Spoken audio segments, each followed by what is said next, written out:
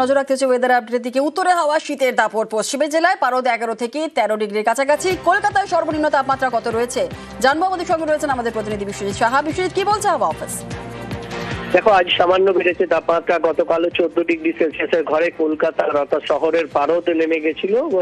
যদিও শহরের সর্বনিম্ন তাপমাত্রা এ মরশুমে 6 ডিসেম্বর 14.5 ডিগ্রি সেলসিয়াস ছিল। গতকাল 14.8 ডিগ্রি সেলসিয়াসে নেমেছিল। আজ কিছুটা বেড়ে 15 ডিগ্রির ঘরে ফের পারদ। আজ 15.4 ডিগ্রি সেলসিয়াস তাপমাত্রা। তবে এই 14 থেকে 16 ডিগ্রি সেলসিয়াসের মধ্যে আগামী 5 থেকে 7 দিন থাকবে কলকাতার আবহাওয়া, এমনটাই জানাচ্ছে আলিপুর আবহাওয়া দপ্তর। সকালের দিকে হালকা শিশির, কুয়াশা, ধোঁয়াশা টাইপের হবে এবং পরে পরিষ্কার আকাশ, দিনভর পরিষ্কার আকাশ এবং সর্বনিম্ন তাপমাত্রার এই শীতের আমেজ এটা বজায় থাকবে আরো এক সপ্তাহ, এমনটাই পূর্বাভাস আবহাওয়া বিজ্ঞানীদের।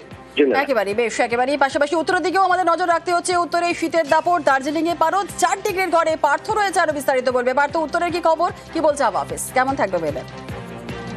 দেখো, সকাল থেকে কিন্তু কুয়াশার দাপট থাকবে গোটা উত্তরবঙ্গ জুড়ে এবং বেলা বাড়ার সঙ্গে সঙ্গে খানিকটা রোদের দেখা মিলবে। এবং সকাল থেকেই উত্তরবঙ্গের পাহাড়, সমতল সর্বত্র কিন্তু আকাশ ঝাঁ চকচকে রয়েছে। এবং স্বাভাবিকভাবে যারা পর্যটকরা উত্তরবঙ্গে বেড়াতে আসেন, বিশেষত পাহাড়ি এলাকা, তাদের এই পর্যটকরা কিন্তু ঘুম ভাঙতে তারা সেতু শুভ্র কাঞ্চনজঙ্ঘা দর্শন করছে।